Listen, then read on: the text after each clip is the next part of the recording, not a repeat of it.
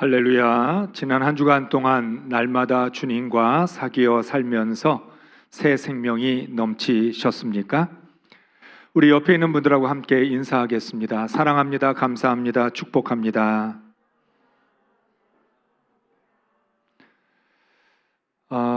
오늘은 제가 좀 찬양을 부를 때 자리에 좀 앉았습니다. 설명을 안 해도 될 것 같은데 혹시라도 뒤에서 목사님은 왜 앉아 계시나 째려보는 사람이 있을까봐 말을 합니다. 제가 지난주일 3부 예배를 마치고 사무실로 올라갔는데 다리가 왜 이렇게 아픈가 생각을 했더니 찬양할 때부터 예배 끝날 때까지 저 혼자만 서 있더라고요. 그래서 다리가 아팠구나 생각이 들어서 오늘은 좀 자리에 앉았습니다. 그러니까 째려보지 마시고 여러분이 설교 들을 때 서서 들을 거 아니면 그냥 그러려니 하시면 될 것 같습니다. 나는 그리스도인입니다 라고 하는 이 사실이 왜 중요할까요? 우리는 하나님의 부르심으로부터 신앙생활이 시작이 됐습니다. 그리고 그 부르심은 나중에 천국으로 우리를 부르시는 것으로 이어질 것입니다.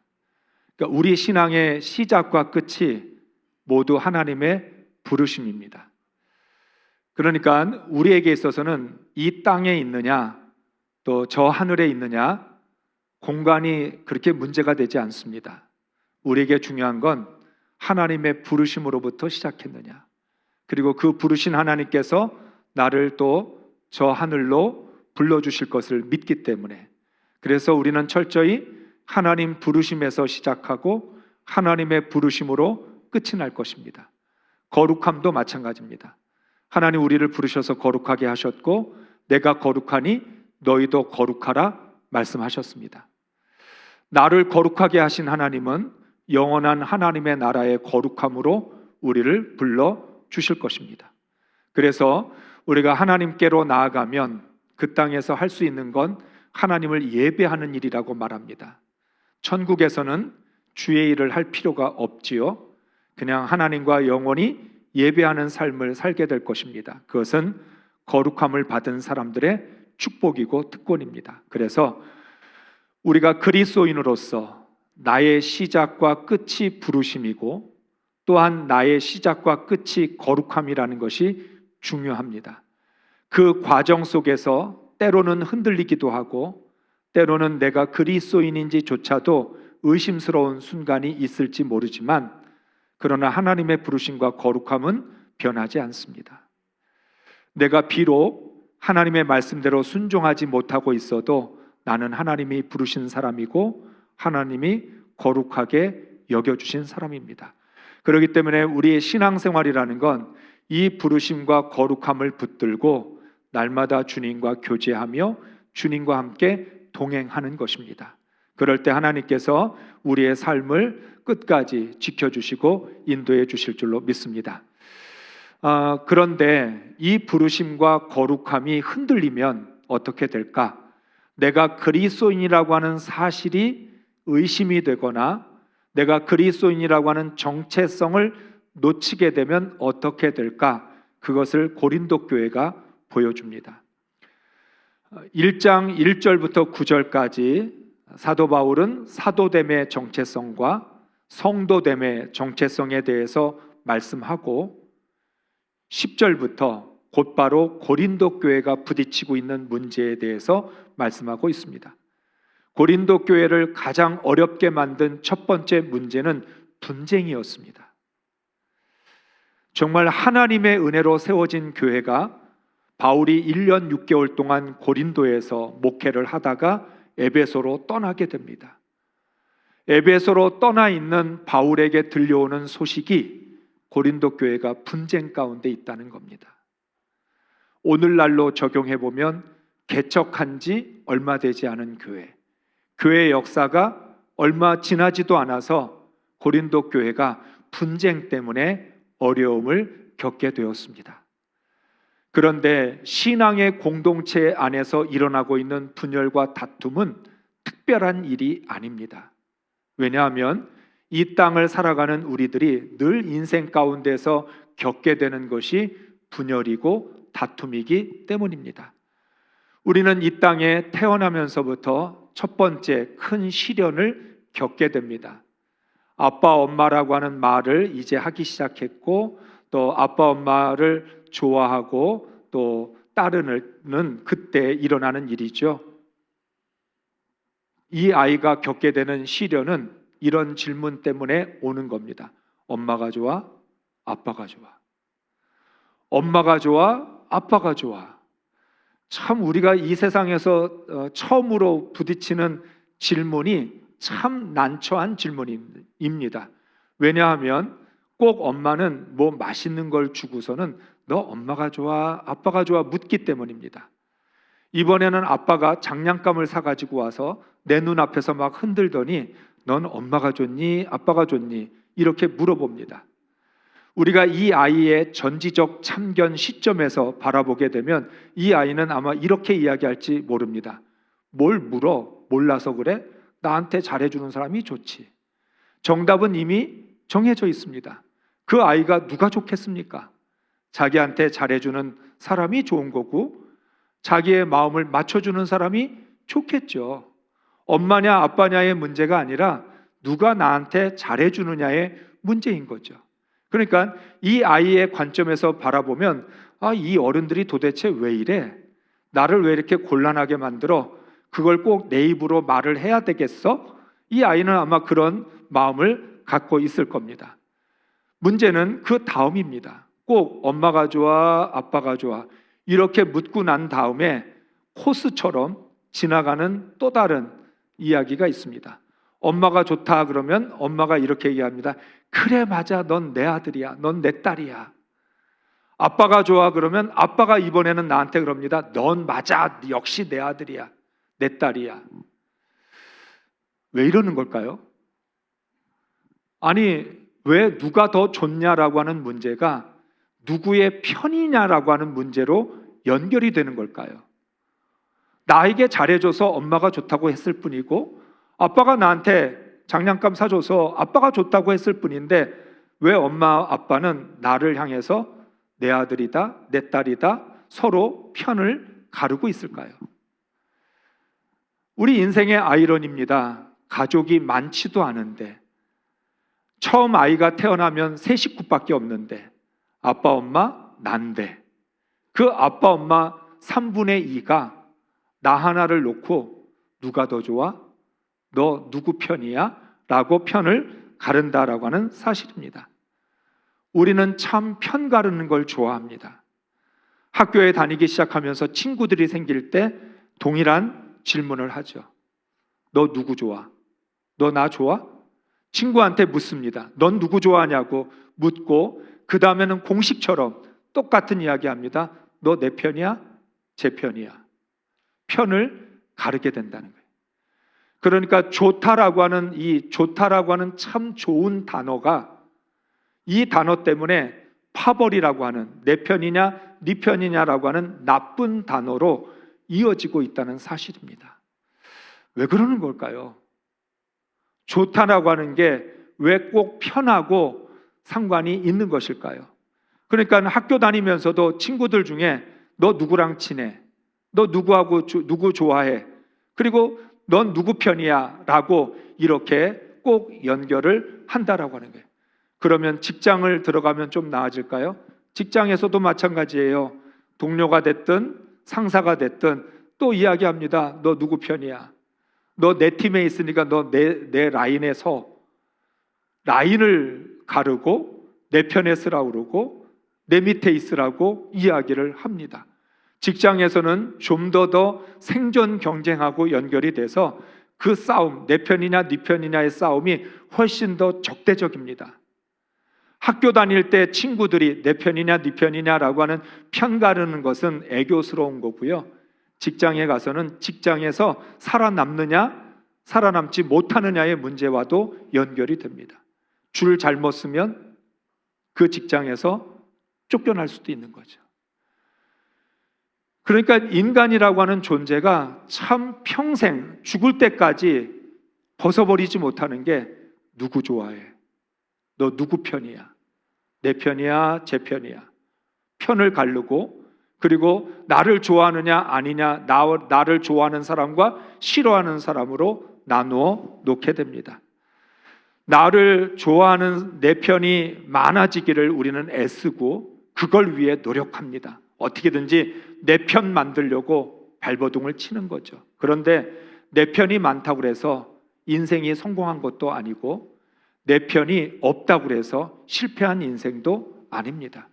편이 많으냐 적으냐의 문제는 별게 아닌데도 불구하고 우리는 마치 내 편이 많으면 내가 성공한 사람처럼 착각을 하기도 하고 내가 인생을 잘 살았다라고 그런 생각도 합니다. 문제는 이러한 우리의 성향과 기질이 교회 안에서 신앙생활할 때도 그대로 반영이 된다는 것입니다.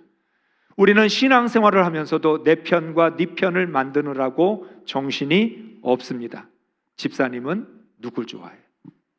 권사님은 누구 편이야? 목사에게도 피해갈 수 없는 반드시 숙명적인 질문이 있습니다. 목사님은 누굴 좋아할까? 목사님은 누구 편일까? 궁금해합니다. 앞서 말씀드린 것처럼 이미 정답은 나와 있습니다. 저는 누굴 좋아할까요? 저한테 잘해주고 절 좋아하는 사람이 제일 좋아요. 이미 답은 정해져 있는데 내가 그 사람에게 어떻게 하고 있느냐는 돌아보지 않고 그냥 무조건 내 편 되어달라고 때까지 쓰는 거죠. 내 편 되어달라고 합니다. 나는 상대방의 마음을 아프게 하면서도 나는 상대방을 좀 못 살게 굴면서도 그래도 넌 내 편이 돼야 돼. 넌 죽어도 내 편이야. 이런 식으로 우리가 위협을 하기도 한다는 거예요. 내 편이 많다고 믿음이 좋은 것도 아니고요. 나를 좋아하는 사람이 많아서 하나님께 인정받는 것도 아닙니다. 나를 좋아하느냐 내 편이냐의 문제와 신앙과는 아무 상관이 없는데도 우리는 늘 그러한 인생을 살아왔기 때문에 태어날 때부터 성장 과정 속에서 늘 그 문제 속에 있었기 때문에 우리는 신앙생활 하면서도 자연스럽게 이것과 연결을 하게 됩니다. 제가 말씀을 드린 것처럼 저도 역시 저를 좋아해 주는 사람, 저한테 잘해 주는 사람 좋습니다. 그런데 그렇다고 그분의 편이 되어줄 수는 없습니다. 내 편이 됐다고, 내 편이 된다라고 하는 게 그게 하나님 말씀하고 상관없이 내가 아무렇게나 살아도 내 편이 되어줘야 된다라고 하는 그것과 연결되는 게 아니기 때문입니다. 좋아한다는 것과 편이 된다는 건 전혀 다른 문제입니다.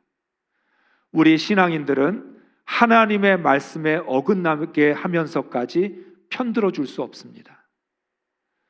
내가 그분을 좋아하지만, 내가 그 사람하고 친하지만 좋아하고 친한다는 것과 말씀에 순종하고 말씀대로 산다는 것은 또 다른 문제이기 때문입니다. 그렇기 때문에 우리는 하나님의 말씀대로 살아야 하는 그리스도인으로서 내가 좋아한다고 하나님의 말씀에 어긋나면서까지 편이 되어줄 수 있는 것은 아닙니다.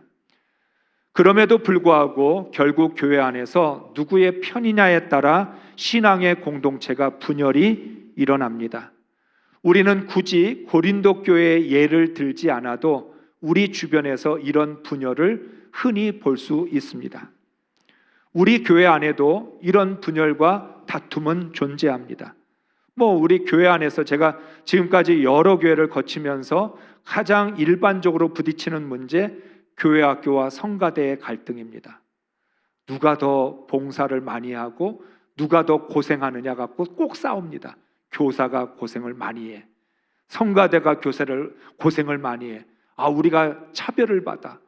성가대는 간식을 아주 비싼 거 먹던데 우리는 너무너무 싼 거 먹어. 우리 대접을 안 해주는 것 같아. 더 재미있는 건 교회 학교 똑같이 같이 고생하고 그 아이들을 가르치느라고 고생하는 교회 학교조차도 영아 유치 분야, 아동 분야, 청소년 분야, 청년 분야에 따라 부에 따라도 부딪힙니다. 성가대는 일부 성가대냐, 이부 성가대냐, 이것 가지고도 싸웁니다. 남녀 선교회가 회장을 한번 하게 되면 내가 회장할 때 나랑 같이 일했던 사람 회장 라인이 생깁니다. 회장 라인이 생겨서 나와 같이 일했던 사람, 그 사람하고 나 아주 가깝고 다른 사람 회장할 때는 도와주지 말라고까지 하게 되기도 합니다. 한 교회를 섬기고 있는데 내가 맡은 일이 좀 다르다고 해서 그것 때문에 우리는 파벌이 생기고 분열이 일어난다라고 하는 거예요. 교회 안에 7개 부서가 있습니다. 예배부부터 시작해서 쭉 해서 7개 부서가 있는데 부서들끼리도 싸웁니다. 아니, 금호제일교회를 위해서, 하나님을 위해서 우리에게 맡겨진 일들을 감당하고 있을 뿐인데, 그러면서도 그 사이에서 내 편이냐 네 편이냐, 누구가 더 대접을 받느냐 못 받느냐, 이것 가지고 우리는 싸운다라고 하는 거예요. 우리가 사랑하는 하나님이 서로 다릅니까? 우리는 지금 다른 교회에서 신앙생활을 하고 있는가요? 우리는 한 하나님을 사랑하고 한 교회를 섬기고 있습니다.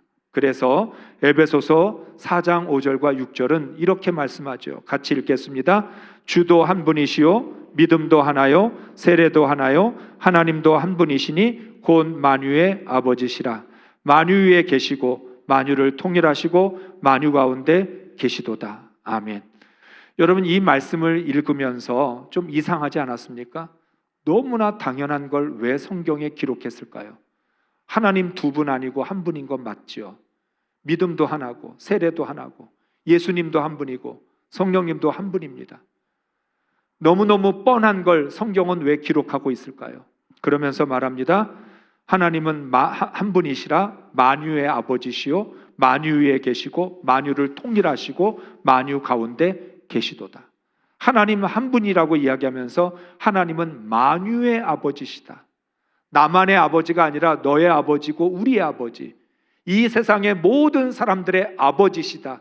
그 아버지 하나님이 만유를 통일하고 계신다라고 말씀합니다. 그런데 우리는 그분을 하나님 아버지라고 부르면서 그 하나님을 한 분이 아닌 여럿으로 쪼개놓기도 하고, 하나님은 만유를 통일하시는데 우리는 만유를 분열시키고 있습니다.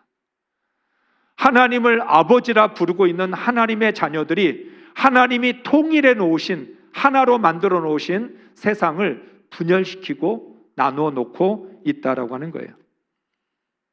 왜 우리는 이렇게 분열을 좋아할까요? 왜 그렇게 내 편, 네 편을 쪼갤까요? 편 가르는 걸 좋아하고 누굴 더 좋아하느냐 갖고 시기 질투를 할까요? 나도 좋아하고 저 사람도 좋아하고 다 좋아하면 얼마나 좋을까요? 그러면 우리가 그렇게 먼저 얘기할 수 있지 않을까요? 아우, 저 사람도 참 좋아, 저 사람도 좋아. 아, 우리 모두는 한 편이야. 우린 모두 같은 편이잖아. 그런데 우리는 꼭 그걸 부추깁니다. 아유, 맞아, 제가 너 욕하는 거 내가 들었어.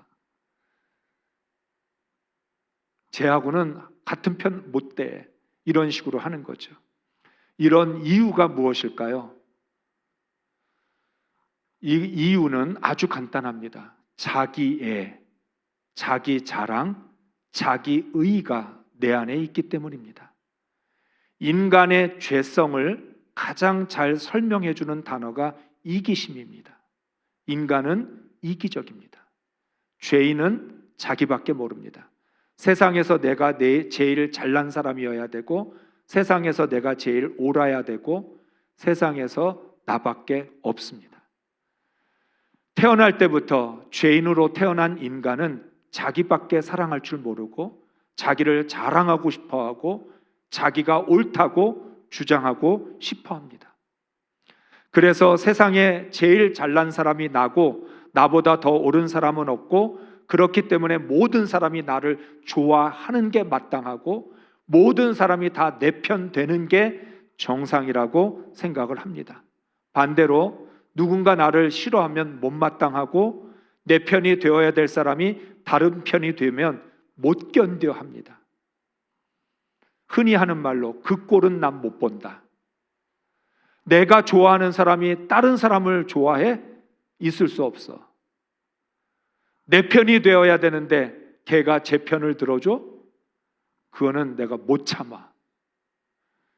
이기적인 인간이 자신의 그 죄인의 성향을 가장 잘 드러내는 것이 내 편과 네 편을 나누고, 그리고 나를 좋아하고 언제나 내 편 되어야 된다라고 하는 이런 생각이라는 거예요.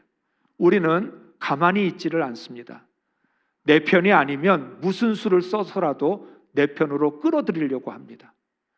수단과 방법을 가리지 않고도 나를 좋아하게 만들어야 되고 내 편으로 반드시 만들어야 합니다. 이러한 우리의 죄성은 하나님도 못 말립니다. 은혜를 받고 성령을 체험해도 이런 기질과 성향은 쉽게 고쳐지지 않습니다. 그러니까 우리가 예수 믿으면서도 가장 마지막까지 남아있는 게 이 이기심이에요. 떨쳐버릴 수가 없어요.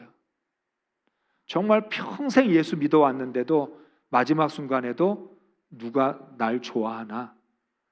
누가 내 편인가? 이거 따지고 있을 게 바로 우리들의 모습이라는 거예요.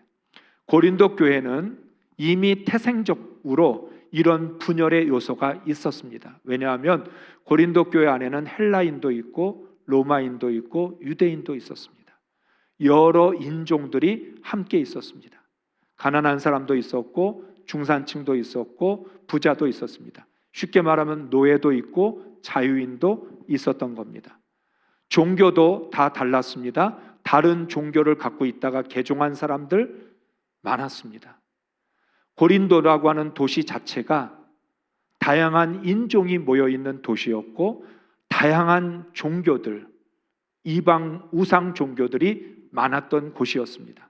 그러니까 고린도 교회가 세워질 때부터, 복음을 듣고 그리스도인이 될 때부터 지연, 혈연, 학연, 종교까지, 종연까지 있는, 그래서 분열될 수밖에 없는 그런 요소들이 있었던 것입니다.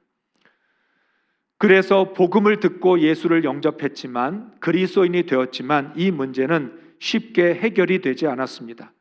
이 문제가 어떤 식으로 바깥으로 표출이 됐냐면, 믿음의 사람들이니까 자기도 나름대로 신앙이 있으니까, 양심이 있으니까 그런 자기들의 혈연이나 지연이나 학연으로 먼저 들고 나온 게 아니라 누구한테 세례를 받았느냐, 이 문제를 가지고 분열이 표출되기 시작했습니다.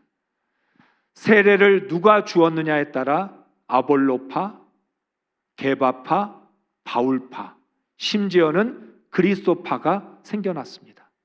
아볼로로부터 나는 세례를 받았으니까 난 아볼로부터 신앙을 배웠고, 난 아볼로에 의해서 내 믿음이 섰으니까 나는 아볼로파야, 난 아볼로 편이야. 아니야, 나는 게바 편이야. 게바가 나한테 세례 주었고 내 신앙은 게바에 의해서 만들어진 신앙이야, 영향을 받은 신앙이야. 아니야, 나는 바울파야. 겉으로는 세례였지만 속으로는 서로가 갖고 있는 이런 다양성에 의한 갈등이었던 것입니다. 여러분, 예수의 피로 구원받은 사람들이 사람의 피로 나누어져서 싸우고 있습니다. 예수의 피로 구원받았죠. 예수님 때문에 그리스도인이 되었는데 우리는 서로 다른 지연이나 혈연이나 학연이나 종교적인 이유 때문에 서로 싸우고 있습니다. 결국 고린도 교회가 이 분쟁 때문에 교회가 성숙해지는데도, 복음을 전하는데도 어려움을 겪을 수밖에 없었습니다. 문제는 어느 누구도 고린도 교회의 분쟁을 해결할 수 없었던 것입니다. 그래서 바울에게 이 소식을 전해 주었습니다. 바울은 이 말을 듣자마자 즉각적으로 13절의 말씀으로 대답을 합니다. 13절의 말씀을 읽겠습니다. 그리스도께서 어찌 나뉘었느냐? 바울이 너희를 위하여 십자가에 못 박혔으며 바울의 이름으로 너희가 세례를 받았느냐? 바울은 아주 간단하게 이 문제에 대한 답을 줍니다. 이렇게 질문합니다. 예수님이 아볼로로, 게바로, 바울로 나누어져 있느냐? 예수님이 여러분이냐? 예수님이 둘, 넷, 여덟 이런 식으로 예수님이 나눠져 있느냐? 바울이 십자가에 못 박혔느냐? 너희는 바울의 이름으로 세례를 받았느냐? 이러한 질문을 던집니다. 예수 그리스도가 나뉘어졌느냐? 바울이 십자가에 못 박히기라도 했느냐? 너희가 세례 받을 때 바울의 이름으로 세례를 받았느냐? 라고 질문을 하고 있는 것입니다. 아볼로, 베드로, 바울 그 어느 누구도 십자가에 못 박히지 않았습니다. 아볼로의 이름도 아니고 베드로의 이름도 아니고 예수의 이름으로 세례를 받았습니다. 그렇다면 누구에게 세례를 받았느냐에 따라 누구의 편으로 갈라질 수가 없는 것입니다. 더군다나 예수님은 막힌 담을 허물어서 둘을 하나 되게 하셨습니다. 그런데 그 예수의 이름으로 세례를 받은 사람들이 무너진 담을 다시 쌓아서 하나를 둘로, 넷으로, 여덟로 쪼개고 있다는 현실입니다. 이게 오늘의 교회의 현실입니다. 예수님의 생명으로 구원받은 사람들이라면 있을 수 없는 일인데 일어나지 말아야 할 일이 일어나고 있는 게 오늘의 교회의 현실이라는 것입니다. 여러분 오늘날도 이런 일들이 있습니다. 나는 어떤 목사님 때문에 은혜 받았어. 난 그 목사님에게 신앙을 배웠고 난 그 목사님을 통해서 은혜 받았어. 나는 그분이 내 믿음의 아버지야. 하나님이 아버지인데 목사가 아버지가 되고 있다는 거예요. 아니야, 나는 다른 사람에게 신앙을 배웠고 그분에게 세례를 받았고 그분의 영향을 받았으니까 나의 신앙의 아버지는 그분이야. 복음은 어디로 갔는지 없어지고 나를 사랑해주고 나에게 신앙의 영향을 준 그분이 나의 영적 아버지가 되고 있다라고 하는 거죠. 아무리 믿음이 좋고 희생과 헌신을 많이 한다 할지라도 주님의 몸된 교회를 분열시킬 수는 없습니다.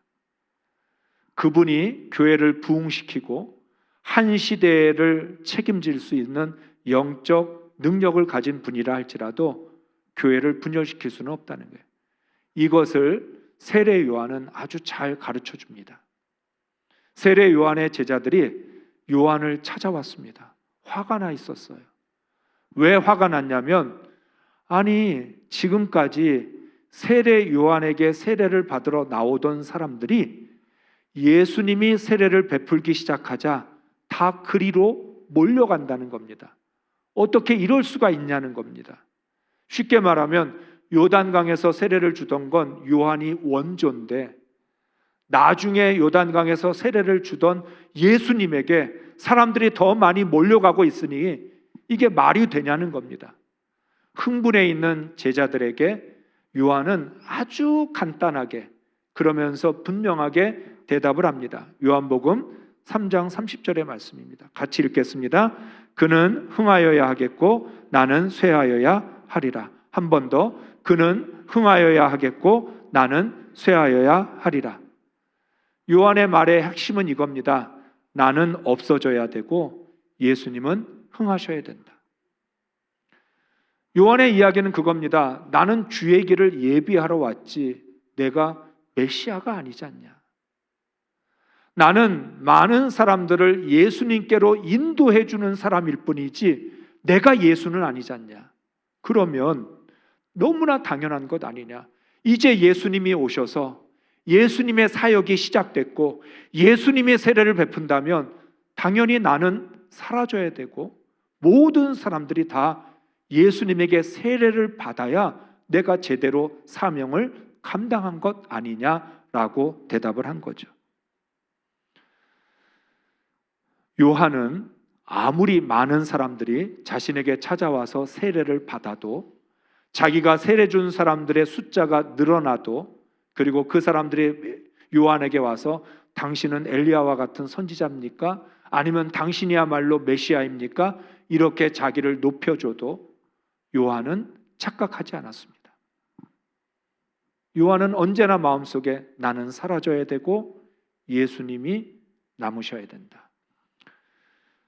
요한에게는 자기애, 자기 자랑, 자기 의가 없었습니다. 이게 참 어려운 일이에요. 우린 모두가 다 연약함을 갖고 있는 존재여서 저도 목사이지만 이런 연약함, 이기심이 제 안에 있어서 저를 높이고 싶고 저를 내세우고 싶고 저가 인정받았으면 좋겠고 많은 사람들이 나를 지지해 주었으면 좋겠습니다. 그런데 요한은 어떻게 이럴 수 있었을까요?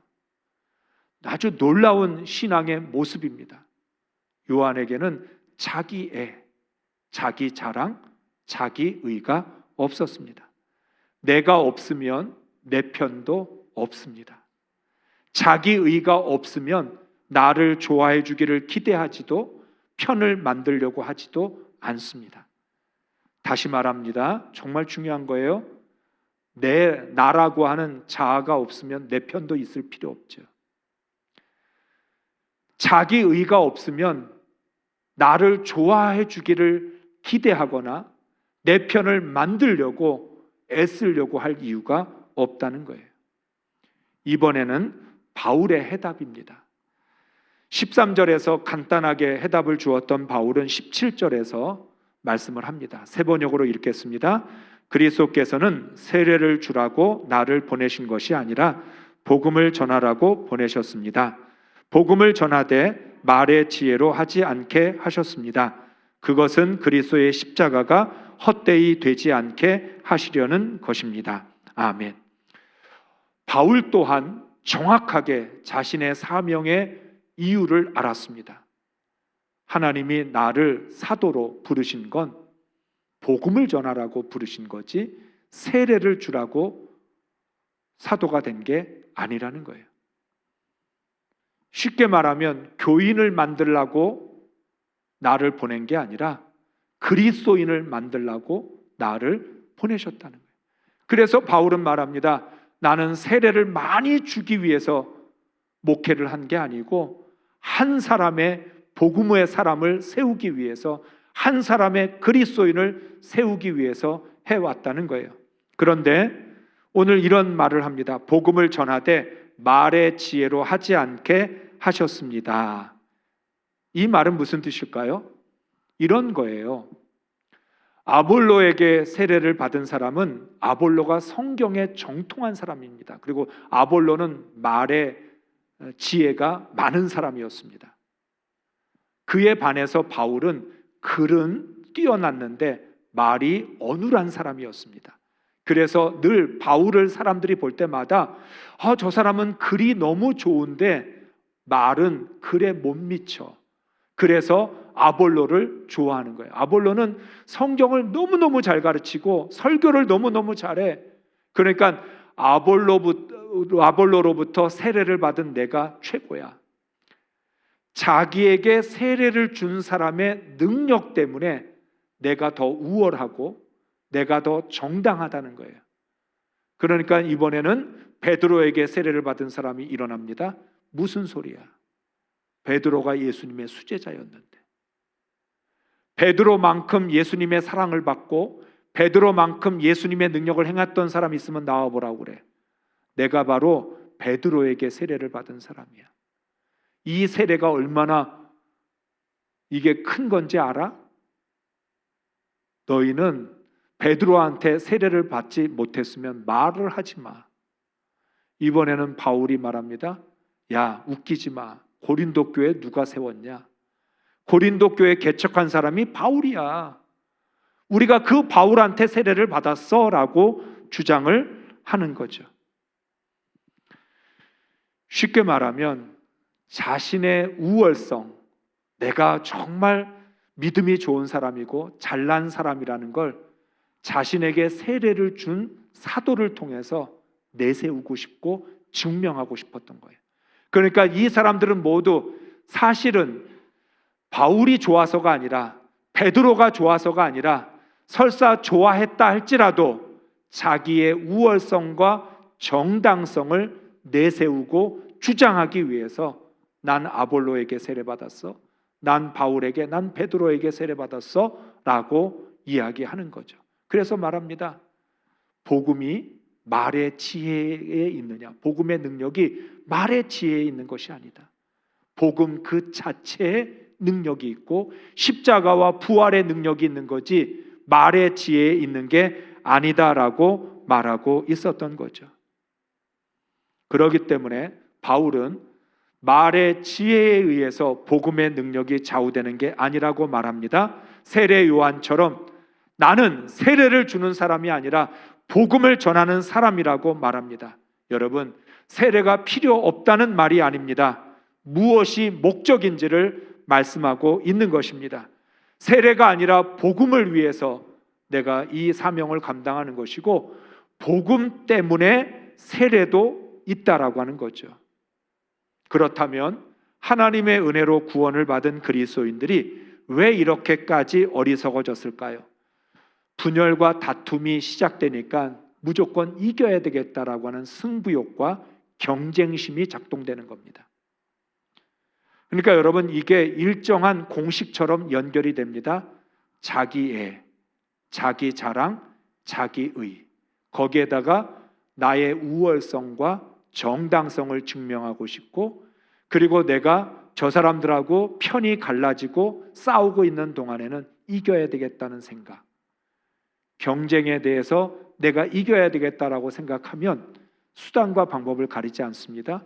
복음이고 뭐고 소용없습니다. 하나님도 내 편 만들고 싶고 예수님도 내 편 만들고 싶은 게 사람의 마음이라는 겁니다.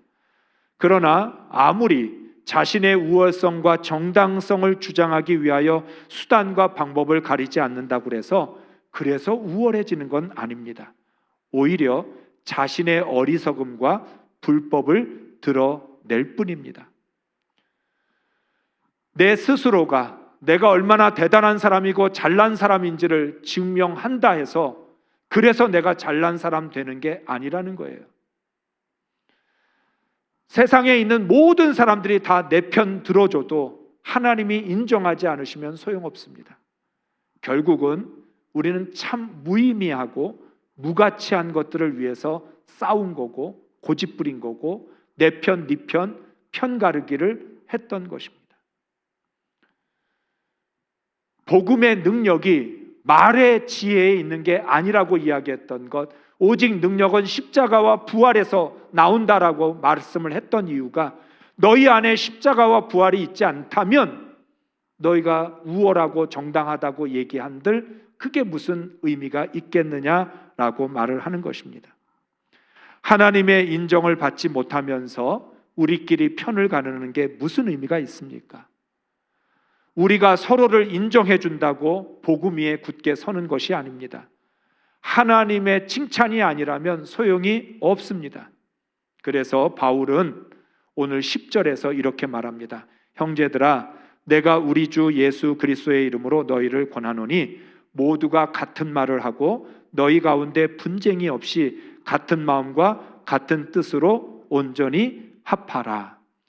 이 말씀을 악용하는 경우가 참 많습니다. 여러분, 우리가 교회 안에서 하나 돼야 된다 이렇게 말할 때 의미가 뭐죠? 우리 하나 됩시다. 그런데 그 밑바탕에 깔려 있는 건 나를 중심으로 하나 되자는 얘기예요. 나를 중심으로. 목사가 하나 되자 할 때도 목사 중심으로 하나 되자고 이야기할 때가 많아요. 그런데 이 말씀의 핵심은 우리에게는 어느 누구의 편도 없고 오직 하나님 편만 있다. 교회에 존재하는 유일한 편이 있다면 그건 주님 편, 복음 편, 말씀 편만 있는 거예요. 우리가 어떻게 하나 될 수 있냐면 나도 하나님 편에 서고 너도 하나님 편에 서고 우리 모두가 하나님 편에 서면 하나님의 편 안에서 하나 되는 거예요. 내 생각으로 하나 되는 게 아니고 내 주장과 의견으로 하나 되는 게 아니고 나도 하나님 편에 쓸 테니까 너도 하나님 편에 쓰자. 그래서 우리 모두가 하나님 편 안에서 하나 돼서 같은 말, 같은 마음, 같은 뜻을 품자. 오직 하나님 편에만 서게 될 때 우리는 같은 마음을 가질 수 있고 같은 뜻을 가질 수 있습니다. 그래서 제가 성도들에게도 이야기합니다. 나보고 여러분의 편이 되어달라고 하지 말고 나도 하나님 편에 쓸 테니까 당신도 하나님 편에 쓰십시오. 우리 모두 하나님 편 안에서 하나 됩시다. 아무리 좋은 주장을 해도 내 편 되달라고 하는 건 그건 하나님의 뜻과 어긋나는 겁니다. 쉽게 말하면 하나님의 자리를 내가 뺏는 거고 내가 하나님 되고 내가 예수님 되려고 하는 겁니다. 바울이 말했죠. 내가 십자가에 못 박혔느냐? 내 이름으로 세례를 받은 거냐? 우리 중에 어느 누구도 사람의 이름으로 세례를 받은 게 아니라 예수님의 이름으로 세례를 받았다면, 어느 누구도 사람이 십자가에 못 박혀서 구원받은 게 아니라 예수가 십자가에 못 박혀서 구원을 받았다면 우리에게는 예수님 편만 있는 거지 예수님 편 아니고 어떤 편이 있을 수 있겠느냐. 또한 우리가 모두가 다 예수님 편이라면 말도 마음도 생각도 같을 수밖에 없지 않냐. 우리의 생각이 복음이고 우리의 감정이 성령이고 우리의 말이 하나님의 말씀이라면 우리는 언제든지 한 목소리를 낼 것이고 같은 말, 같은 마음, 같은 뜻을 품게 될 것이라는 거예요. 결국 나와 나의 의를 내려놓고 하나님의 의만 붙들면 됩니다. 나를 좋아하지 말고 하나님을 사랑해야 합니다. 내 편 만들지 말고 주님의 편을 만들어야 합니다. 결국 내가 사라지고 예수님만 남을 때 분열도 사라지고 하나 될 수 있습니다. 다시 말씀드립니다. 내가 사라져야 분열이 사라집니다. 나와 나의 의를 버려야 하나님의 의를 붙들 수 있고, 그래서 하나님 의 안에서 우리는 온전한 하나를 이룰 수 있는 겁니다. 하나님께서는 분명히 말씀하셨습니다. 하나님과 상관없이 하나 되라고 하신 게 아니라 무조건 교회라고 하는 공동체가 너희들끼리 뜻을 같이 해서 하나 되라. 여러분, 우리끼리 단합이 잘 돼도요, 그 가운데 주님 없으면 하나가 된 거 아니에요. 예수님 없는 단합이 무슨 의미가 있고 복음이 없는 하나됨이 무슨 의미가 있겠습니까? 오직 예수 안에서 하나 되고 복음 안에서 하나 되고 말씀 안에서 하나 될 때, 그럴 때 그 하나됨이 의미가 있고 그것이 하나님이 원하시는 하나됨이라는 거죠. 그런 의미에서 우리는 내가 교회 안에서 일을 제일 많이 한다고, 내가 우리 교회를 제일 오래 다녔다고, 내가 목사라고 그래서 나를 중심으로 하나 되는 게 아니고 우리는 언제나 예수 그리스도를 통해서 하나 돼야 된다. 그래서 말씀하는 거죠. 세례 요한이 나는 사라져야 된다. 예수만 남아야 되고 예수만 보여야 된다. 그럴 때 우리는 하나 될 수 있다. 사랑하는 성도 여러분, 오직 하나님의 편이 되어서 하나가 되는, 우리 모두가 진정으로 하나 되는 우리 교회가 될 수 있기를 주의 이름으로 축복합니다.